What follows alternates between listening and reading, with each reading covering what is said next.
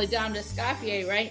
There's a committee called Green Tables, which tries to help educate people in the world about, you know, sustainability and the earth and everything. And we had some very interesting seminars. The most recent one was fermentation. Right? And then we have the next one coming up at Green Tables is on for Earth Month. And it's going to be a panel of farmers. So look out for other, you know, things that we have going on. So one of the things that we do each year, that's not a COVID year, is go take people to France to work with people who have, it's a hotel, but it may as well be a farm, where they've been in operation about 25 years. And I wrote their cookbook for them about 2 years ago. And one of our dear friends there is one of the two chefs there, Bernard, and he's from Brittany, and he's always grown up in a family making like elderflower lemonade, and like he's always picking things and like fermenting and making drinks and jams, and he makes all the jams for the hotel. Or he uses peonies to color lemonade. Yeah, not poppies. Poppies. So he's just always repurposing and using flowers and plants at all times of the year that it's available.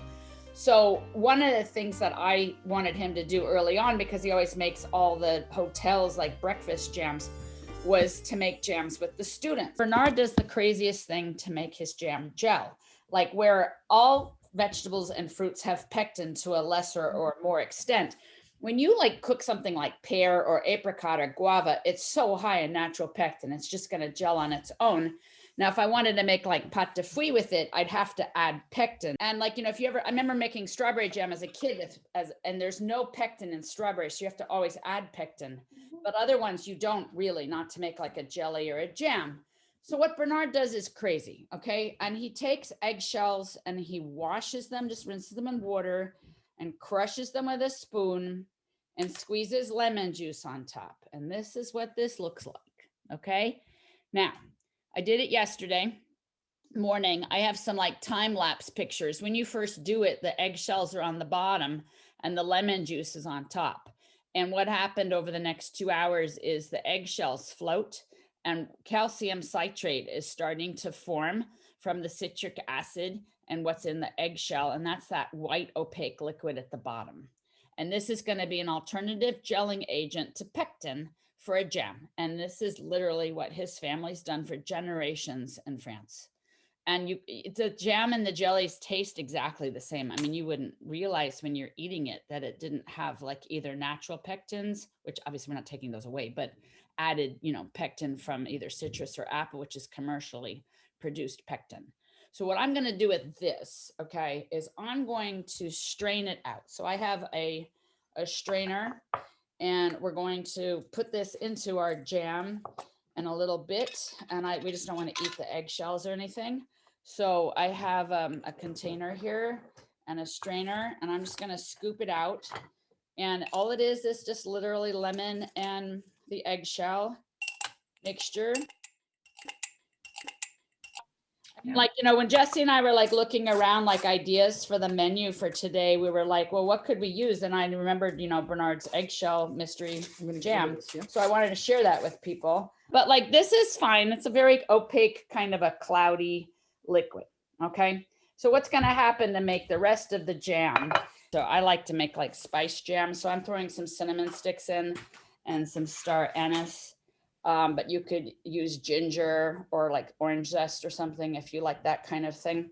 And, you know, I'm sure you guys all, you know, don't waste vanilla beans, but we have some vanilla sugar here, which I don't know if you've all made, but like when we use the vanilla beans, once we wash them, dry them, and then you can put them into, well, you can either put them into alcohol and make something like a vanilla extract in about 4 or 5 months, or into sugar. And then I food process them and then strain it. So you just get like little tiny bits of the vanilla, which certainly I don't think will do the jam any harm. So what I'm going to do is I'm going to just kind of start to heat this all up together, everything except for the calcium citrate. And this is, of course, the jam mixture boiling away here. I am not focusing, so can you all see there's like a white foam here at the top? Those are impurities from the fruit. or even from the refined sugar, like the vanilla debris. And if you want a clear jam, for example, like if you strained your fruit and you want it clear, you want to skim off this foam. So I have a spoon, and then you take this and you take it off and you put it in a container. If you do that more scrupulously as it comes to a boil, it helps ensure a more clear result. Now, Jesse and I were talking before we started this whole thing. When you make jam, I mean, it's kind of stupid to start with good fruit. It's a very good use for things that are about to die, to try to give them another life. The thought is from people who make jam and sell it, that if you bring it to a boil, you're helping to pasteurize it and kill off any bacteria or whatever that's going to cause trouble. We used to always freeze them when they were dying. And then when you had a chance, could make like a pâte de fruits with it or a coulis, whereas I don't mind mixed fruit for like a jam or a sauce. Okay, now how far are we going? Okay, we have a real thermometer, okay? We have Jesse's favorite tool, this thermometer. From the rate and size of the bubbles, I don't think we're quite there yet. Okay, yes, it's maxing out at just under 216. We're going to go a little bit higher than that. One thing you can tell if you cook like enough syrups, whether it's fudge or just sugar syrups, the rate and size of the bubbles tells you something about the temperature that it's going to set at. So if I take it and I put it here, I can see what its texture is really going to be like. You know, and you could see, I think, that it flows a lot. So that is too thin for like your toast. Okay, that'll just make a soupy mess. So we want to go until the texture you would want to see on your toast. The jams and mixtures all will get thicker as they get cool. So sometimes people overcook it here. I have seen people, for example, make a caramel with the sugar by accident with the raspberries, and it made a really great raspberry flavored caramel jam. So you don't even have to necessarily waste it. I mean, I wouldn't want to burn it. But every time we check, a little bit more water will have cooked out, so it will tighten up. And it's getting there. Now, from a shelf life perspective, if I was selling this, I would want to do slightly more conservative procedure. I would have no qualms personally, you know, washing the fruit and then saving them as they're starting to die in the freezer, and then cooking it like I said, okay, just exactly the same as I said. But I'd bring it to a boil, turn it off at the first boil, let it sit for about 10-15 minutes, and then reboil it. And what was taught to me anyway, this is from somebody who is one of the highest ranked pastry chefs in the world. They're a moth, the ones who wear the collar of the flag of France on them, and also somebody who's the only French female pastry chef I've ever met, Christine FERBER. They call her the Queen of Jam in France. And this is like the kind of procedure she would do, is the double boiling. Just gonna see how it is. It's still a little tight. So I'm just gonna let it go a little bit further. If you wanted a jelly, can you see how I have bits of the fruit that have just broken themselves up more with the boiling process? You could strain it. Now, if I was gonna strain it, I'm gonna show you the size strainer I would use. A jelly, right? I would use a fine mesh strainer, and then it's pain in the neck, all the seeds get stuck, but it makes a good kind of result. When you strain the fruit out, it's ridiculous. The cost, what that does, it wastes both in terms of the quantity and then just the yield. It's insane. So what I do, if I wanted some texture but not like all the seeds, is put in about a third of the mixture back after it's strained, always to help bulk it up and not waste the food. And I'm not even doing that today because I want to have all this texture and not waste any of the food. You can see from the volume, like it's cooked down the water quite a lot. This bubble size looks pretty much the same to me, except for around the perimeter. Some of them are getting bigger.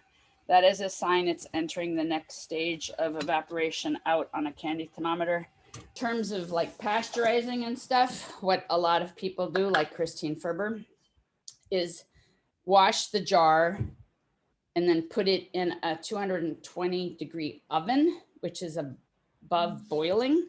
So you could boil the jars, but you can also sterilize a jar in the oven. But from what I've seen, people are still boiling the lid, okay? And then hot seal it. And then I let it cool like upside down to create the vacuum. But if I was selling it, okay, well, first of all, I'd send it out for a shelf life test, but I would water process them first and then cool them upside down. And I think this is okay texture. Under the theory, it is going to keep tightening up. If you want it tighter, you just keep cooking it. You can see, I think that it's like it's went way up here and it's cooked off quite a lot of the water. I did want to mention, obviously, from like a preservation perspective, the more sugar in something, the longer it can last as a preservative. But the crazy thing about that is Americans hate it. Like we like pollen or all fruit, you know? Does anybody know in France what the law requires the ratio of fruit and sugar to be counted as jam versus a compote or conserve or some other kind of a word? 1 to 1. It's not funny. Way more sugar than we'd ever do. I never go more than 1/3 sugar by weight. So I would personally store it in the refrigerator and it will last a really good amount of time in there. Okay, so I'm just gonna put this into jars and we'll just do that with a ladle at the moment. If you do wanna have it sealed, it's important to not have like the drips of the fruit here, because that helps not create a good airtight seal, okay? So sometimes like with a wet paper towel, I would clean up any kinds of drips. It's fascinating, right? The eggshell, watching the lemon with the acid. And you can see bubbles. It's interesting. It's very, very interesting. I'm just gonna clean up my lid and then where the screw part is, and I'm going to then seal this.